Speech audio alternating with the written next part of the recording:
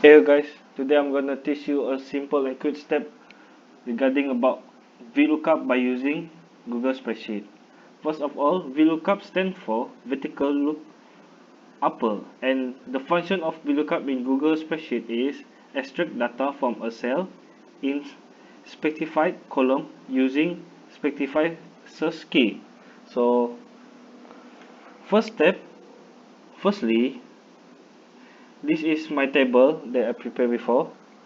A simple data about products, quantity, and prices in RM. For this is our range table, and this is our table to find the VLOOKUP. Firstly, in quantity. Firstly, we're gonna put equal sign and then type VLOOKUP. Click the drop down menu, this, and then open bracket. Firstly is our search key. So in this situation, I want to search black pen, so I'll select black pen, comma, and then secondly is our range. This is our table range, so select all in this table range from A1 until C5. Okay, and then thirdly is index, comma, and then index.